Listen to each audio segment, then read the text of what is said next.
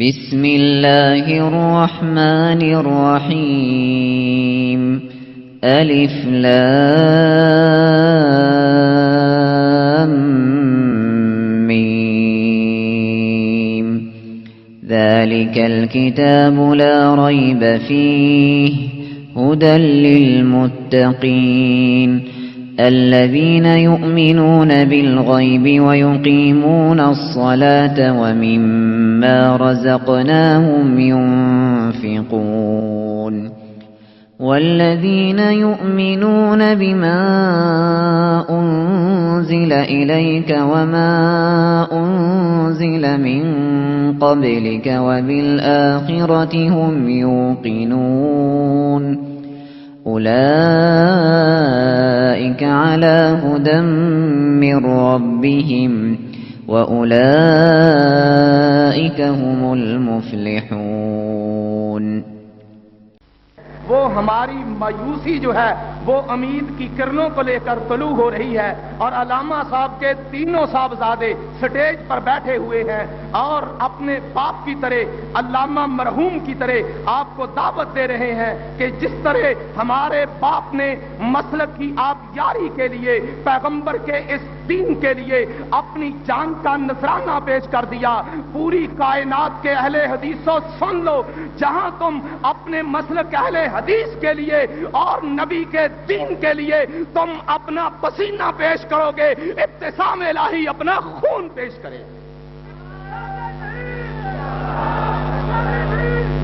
تو اس لیے میں بلا تاخیر دعوت دیتا ہوں، صاحبزادہ ابتسام الہی ظہیر آپ کے سامنے آتے ہیں اور اپنے خیالات کا اظہار فرماتے ہیں. نعرہ تکبیر. ساتھیوں، جب میں نعرہ لگاؤں تو آپ نے کہنا ہے ابتسام الہی ظہیر شہید ملت کی تصویر، شہید ملت کی تصویر، للکار علامہ، للکار علامہ، افکار علامہ، افکار علامہ، صداقت علامہ، مسلک اہل حدیث، صاحبزادہ ابتسام الہی صاحب ظہیر، صاحبزادہ ابتسام الہی صاحب ظہیر، صاحبزادہ ابتسام الہی صاحب ظہیر، سرفراز سرفراز علماء اہل حدیث، صاحبزادہ ابتسام الہی صاحب ظہیر.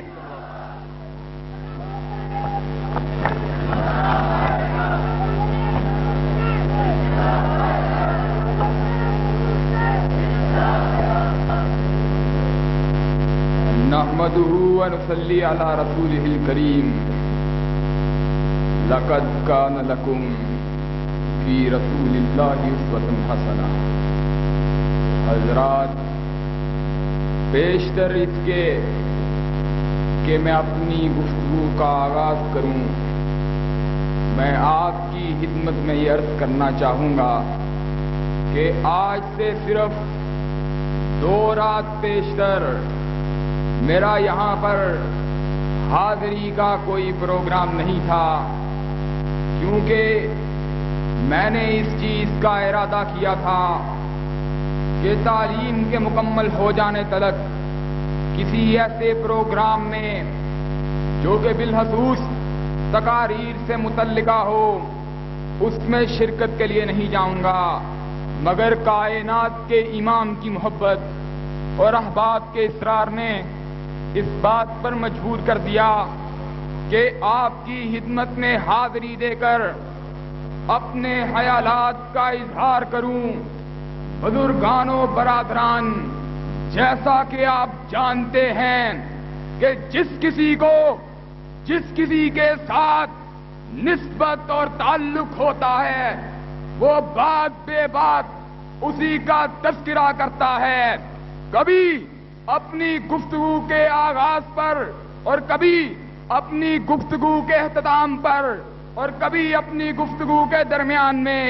تو حضرات گرامی قدر، ہم داعیان قرآن و سنت کو اگر نسبت اور تعلق ہے تو مدینہ کے اس امام سے ہے کہ جس کو حوادث وقت، گردش دوران اور زمانے کی چال نے بڑا نہیں بنایا، بلکہ بڑا اس کو رب العالمین نے بنایا ہے. سیرت النبی کا موضوع ایک ایسا موضوع ہے کہ جس پر بات کرتے ہوئے مجھ ایسا شخص ہچکچاتا ہے کہ کہاں آقا کی سیرت اور کہاں میں ذرہ ناچیز۔ لیکن اگر ہم یہاں پر کوشش کریں اس مختصر سے وقت میں آقا کی سیرت کے تمام پہلوؤں کو بیان کرنے کی، تو یہ تو ایک ناممکن سی بات ہے۔ آقا کی سیرت کے تمام پہلو تو ایک طرف رہے، آپ کی سیرت کا کوئی ایک پہلو بھی اس موقع پوری شرح و بسط سے بیان نہیں ہو سکتا۔ آقا کی سیرت وہ ہے کہ اس موقع پر میں کوشش کروں گا کہ آپ کی سیرت کے حوالے سے ان واقعات کا تذکرہ کیا جائے کہ جن سے اندازہ ہو سکے کہ آج کل کے دور کے نام نہاد انقلابی رہنما آقا کی برابری تو دور کی بات ہے، آقا کے جوتے کی نوک کا مقابلہ بھی نہیں کر سکتے۔ آج ملک پاکستان کے اندر سے ہم کو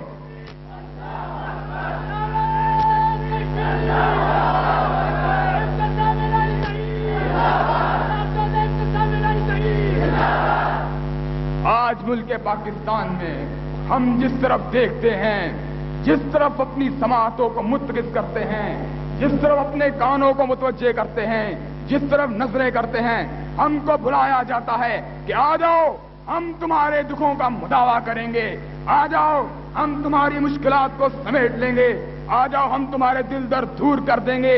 مگر قوم نے ان لوگوں کو آزما لیا ہے۔ یہ وہ لوگ ہیں کہ جب بیٹیوں کی آبرو کا تحفظ کا اعلان کرنے والے ہیں، مگر ملت نے محمد کی بیٹیوں کی آبروؤں کو انہی لٹیروں کے ہاتھوں سے لٹتے ہوئے دیکھا ہے۔ یہ وہ لوگ ہیں جو اس چیز کا دعویٰ کرتے ہیں کہ ہم اس ملک سے غربت کا خاتمہ کریں گے، مگر غریبوں کا لہو چوسنے والے غربت کا خاتمہ نہیں کر سکتے۔ مصائب کو دور کرنے کی بات کرنے والے قوم کو مصائب کی دلدل میں دھکیل رہے ہیں۔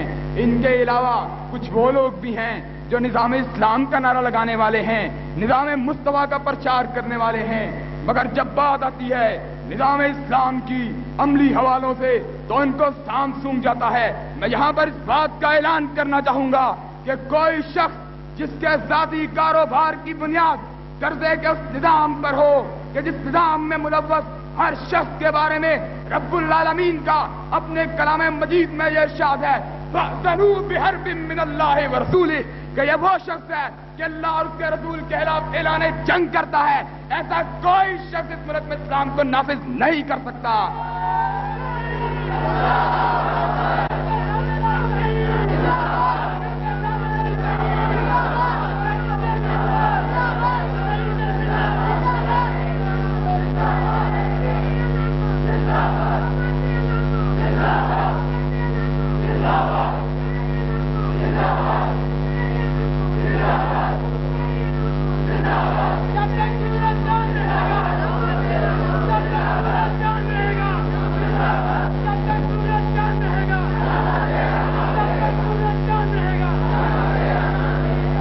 آج لوگ ہم سے سوال کرتے ہیں کہ آخرکار وہ کون سا نظام ہے جو غریبوں کی انا اور ان کی آبروؤں کا تحفظ کرے گا۔ میری نگاہوں کے سامنے ایک مزدور کا چہرہ گھوم جاتا ہے کہ جس کے ساتھ مجھے کچھ فاصلہ طے کرنے کا اتفاق ہوا۔ وہ مزدور کے پک اپ کا ایک ڈرائیور تھا۔ اس کے الفاظ میری سماعتوں کے پردوں کو چیرتے ہوئے میرے جذبات کی دنیا میں ہلچل مچا گئے تھے۔ اس نے کہا تھا کہ کیا غریب اس دنیا میں رسوا ہونے کے لیے آیا ہے؟ تو میں اس کو کوئی جواب نہ دے سکا تھا۔ میں اس کو کیا کہتا کہ اسلام وہ نظام ہے جس نے غریبوں کی آبروؤں کا تحفظ کیا ہے؟ تو جانتے ہو اس کا جواب کیا ہوتا؟ ہم نے تمہارے اسلام کو بھی دیکھ لیا ہے۔ ظالموں، روز محشر سرور انبیاء کو کیا جواب دو گے جب سرور انبیاء کا ہاتھ ہوگا، تمہارا گریبان ہوگا، سرور انبیاء تم سے پوچھ رہا ہوگا کہ میرے نظام کا نام لے کر لوگوں کے حسین خوابوں کو چکنا چور کرتے رہے، حالانکہ میں وہ نظام لے کے آیا تھا جس نے غریبوں کی انا اور ان کی آبرو کا تحفظ کیا تھا۔ آج بھی اگر کوئی چادر اور چار دیواری کا تحفظ چاہتا ہے تو آئے اس نظام کے شجرے سایہ دار کے تلے کہ جس نظام کے دائی نے انسانیت کو ارتقا بخشا تھا۔ آج حبیب رب العالمین کی سیرت ہمارے لیے ہر لحاظ سے نمونہ ہے، چاہے وہ معاملہ عدل و انصاف کا ہو، چاہے وہ معاملہ جرت اور بہادری کا ہو، چاہے وہ معاملہ ہمت و دلیری کا ہو۔ تعلق ہے جہاں تک عدل و انصاف کا، تو ہمارے سامنے سیرت ہے اس داعی عدل و انصاف کی کہ جس نے کہا تھا اگر محمد کی بیٹی فاطمہ بھی چوری کرتی ہے تو میں اس کے ہاتھ کاٹ دوں گا۔ اس نے ایک موقع پر ارشاد کرتے ہوئے کہا، لوگوں تم اپنے مقدمات کا فیصلہ میرے سامنے لے کر آتے ہو سکتا ہے کہ تم میں سے کوئی دلائل کو بیان کرنے میں زیادہ مہارت رکھتا ہو، زیادہ چرب زبان ہو، اور میں دلائل کے ظواہر کو دیکھتے ہوئے اس کے حق میں فیصلے دے دوں، مگر یاد رکھو اگر میں نے کسی مومن سے اس کا حق چھین کر کسی کو دیا ہے تو میں نے اس کا حق نہیں دیا بلکہ جہنم کا ٹکڑا دیا ہے۔ اور آقا کا نظام وہ نظام تھا کہ آقا نے عدل و انصاف کے میدان کو قائم کرتے وقت کبھی اس چیز کا خیال نہیں کیا کہ فریقین کا مذہب کیا ہے، فریقین کا مسلک کیا ہے۔ آقا کی سیرت سے ہم کو ایسے واقعات ملتے ہیں کہ آقا نے مسلمانوں کے مقابلے میں یہودی کے حق میں فیصلہ کیا ہو۔ جہاں تک تعلق ہے رحم و کرم کا، تو آقا تو وہ تھا کہ اس سے زیادہ رحیم اور اس سے زیادہ کریم چشم فلک نے کبھی نہیں دیکھا تھا۔ یاد ہے آپ کو جب رئیس المنافقین عبداللہ ابن ابی نے یہ الفاظ کہے تھے کہ ہم عزت والے مدینہ پہنچ کر ان ذلیلوں کو یہاں سے نکالیں گے، تو اس کے مومن بیٹے نے تلوار سونپ لی، مدینہ کے دروازے پہ کھڑا ہو گیا اور کہا، میرے باپ تو سن لے، تجھ کو اس وقت تلک اندر جانے نہیں دوں گا جب تک کہ تو اپنے آپ کو ذلیل نہ کہے اور آقا کو عزت والا نہ کہے۔ اور پھر جب میرا آقا چلتا ہوا آیا، اس نے پوچھا کیا ماجرا ہے، اس کے بیٹے نے بتلایا آقا یہ ماجرا ہے، تو آقا نے کہا اس کو چلے جانے دو۔ اور پھر جب اس کا جنازہ لایا گیا تو آقا اس کا جنازہ پڑھانے کے لیے بھی تیار ہو گیا۔ آقا آج کل کے دور کے ان نام نہاد رہنماؤں کی طرح نہیں تھے جنہوں نے روٹی، کپڑا اور مکان کا نعرہ لگایا ہے، مگر غریبوں کی ان کے دروازوں تک کوئی رسائی نہیں، جاگیرداروں کے دروازے کھلے ہیں۔ ایک مرتبہ مشرکین مکہ نے میرے رحیم و کریم آقا کو پیغام بھیجا کہ ہم آپ سے اس صورت میں ملیں گے جب آپ ان نیچ ذات کے لوگ اپنے پاس سے ہٹا دیں۔ تو حبیب رب العالمین نے اپنے خالق کے یہ الفاظ اس انداز میں کہے تھے، فَلَا تَطْرُدِ الَّذِينَ يَدْعُونَ رَبَّهُمْ بِالْغَدَاةِ وَالْعَشِيِّ يُرِيدُونَ وَجْهَهُ۔ کیا حبیب رب العالمین کہہ دیجئے میرے خالق کو یہ بات گوارا نہیں ہے کہ میں ان لوگوں کو جو کہ دن رات میرا تذکرہ کرتے ہیں ان کو اپنی جگہ سے ہٹا دوں اور ان پر کافروں کو فوقیت دوں۔ آقا کی سیرت کا سب سے روشن پہلو یہ ہے کہ آقا نے کبھی کسی کی دل آزاری نہیں کی۔ اس نے کہا کسی محفل میں اگر 3 شخص بیٹھے ہوں تو 2 اشخاص کے لیے یہ بات روا نہیں ہے کہ وہ آپس میں سرگوشی میں بات کریں کہ اس سے تیسرے کو جذبات کو تکلیف ہوتی ہے، اور یہ تو بڑی معمولی سی بات ہے۔ آقا کو جس شہر سے ہجرت سے مجبور کیا گیا، وہ شہر کہ جس میں آقا پیدا ہوئے، وہ شہر کہ جس میں آقا نے یتیمی مراحل کو طے کیا تھا، وہ شہر کہ جس میں آقا نے لڑکپن کی بہاریں دیکھی، پھر جب اسی شہر سے آقا کو ہجرت سے مجبور کیا گیا اور آقا جب فاتح کی حیثیت سے اسی شہر میں داخل ہوئے تھے تو آقا نے ان تمام لوگوں کو جنہوں نے میرے آقا کی راہ میں کانٹے بچھائے، جنہوں نے میرے آقا پہ ہشتباری کی، جنہوں نے میرے آقا پہ اس قدر مظالم کیے کہ میرے آقا کی بیوی حدیجۃ الکبریٰ ان کے مظالم کو نہ سہتے ہوئے انتقال کر گئی تھی۔ آقا نے کہا تھا چلے جاؤ، میں نے تم کو سب کو معاف کر دیا، اور اسی لیے میرے ابو جان نے کہا تھا تمہارے لیے یہ ملا نے اسوہ نہیں ہے بلکہ تمہارے لیے اسوہ ہے تم مدینہ کے اس امام کی ذات ہے کہ جس نے انسانیت کو ارتقا بخشا تھا۔ لوگوں تم کو معلوم نہیں کہ راتیں کروٹیں بدلتی رہتی ہیں، دن گزر جاتے ہیں، صبح دوپہر کے دامن میں اور دوپہر شام کی آغوش میں پناہ لیتی ہے۔ لوگ اپنے معمولات کے مطابق زندگی گزار رہے ہیں اور گزارتے رہیں گے، مگر فرق اگر پڑا ہے تو اس شہید کے وارثوں کو پڑا ہے کہ جس شہید راہ حق نے اپنی جان کا نذرانہ تو دے دیا مگر اس بات کو گوارا نہیں کیا کہ جو علم مدینہ کے امام کے وارثوں کو رب ارض و سماوات نے کتاب و سنت کی صورت میں عنایت کیا وہ پرچم سرنگو ہو جائے۔ آج جو اس کے لہو کی سرخی تم سے سوال کر رہی ہے کہ مدینہ کے امام کی وراثت کا دعویٰ کرنے والوں، تم تو کہا کرتے تھے کٹ جائیں گے، مر جائیں گے مگر میرے لہو کا حساب نہ لے سکے، مگر مجھ کو اس چیز کا افسوس نہیں کہ قریب ہے یارو روز محشر، چھپے گا کشتوں کا خون کیوں کر، جو چپ رہے گی زبان خنجر، لہو پکارے گا آستی کا۔ میں اس موقع پہ کہنا چاہتا ہوں اگر ابو جان کا ذکر آ ہی گیا ہے تو ماضی قریب میں اہل حدیث کے نام اور دعوت کو جو عروج اللہ کی مہربانیوں اور فضل اللہ کی مہربانی اور اس کے فضل سے جو ملا اس کی کوئی مثال ماضی قریب میں نہیں ملتی. اور سرزمین پاک پہ نبی رحمت کا پرچم لہرا دینے کی خاطر اور مسلک کتاب و سنت کی خاطر قربانی پیش کرنے میں سید شہید اور شاہ شہید کے بعد آپ کی کوئی نظیر ہو، آپ کا کوئی ثانی پیش نہیں کیا سکتا. آپ کل انا صلاتی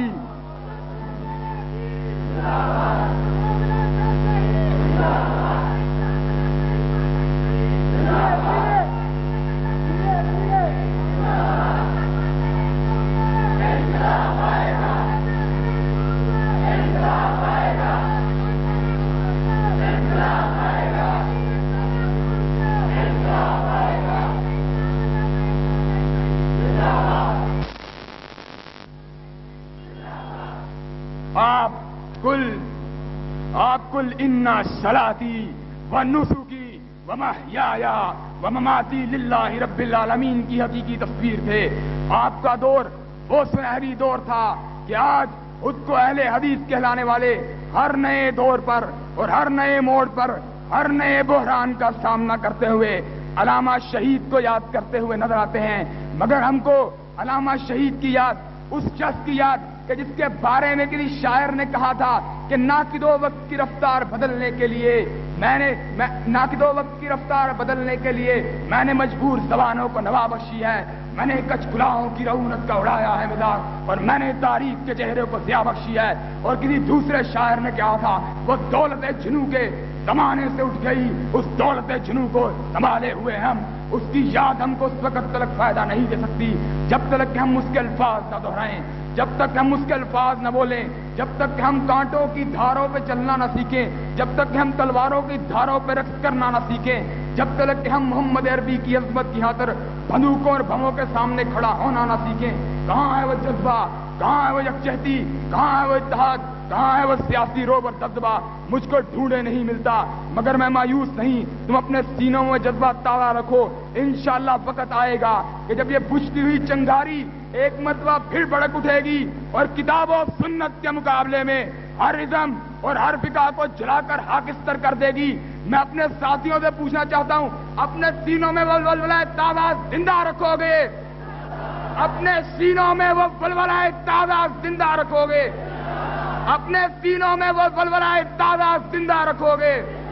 اللہ سے دعا ہے اللہ ہم کو ہمارے ارادوں میں کامیاب فرمائے.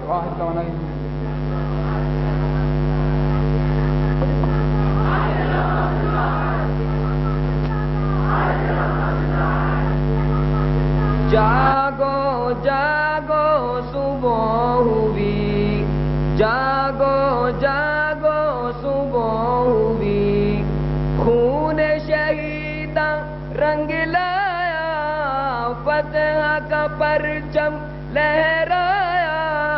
جاگو جاگو صبح ہوئی، جاگو جاگو صبح ہوئی، خون شہیداں رنگ لایا، فتح کا پرچم لہرایا. جاگو جاگو صبح ہوئی، جاگو جاگو صبح ہوئی. روسی سازر گیت گئے، ہجرت کے دن بیت گئے. روسی سازر گیت گئے، ہجرت کے دن بیت گئے. دین کے غازی جیت گئے. جاگو جاگو صبح ہوئی، پڑھو پڑھو. جاگو جاگو صبح ہوئی، جاگو جاگو صبح ہوئی، خون شہیداں رنگ لایا، فتح کا پرچم لہرایا. جاگو جاگو صبح ہوئی، جاگو جاگو صبح ہوئی. مسجد اقصی روتی ہے، کیوں یہ تباہی ہوتی ہے؟ مسجد اقصی روتی ہے، کیوں یہ تباہی ہوتی ہے؟ امت مسلم سوتی ہے. جاگو جاگو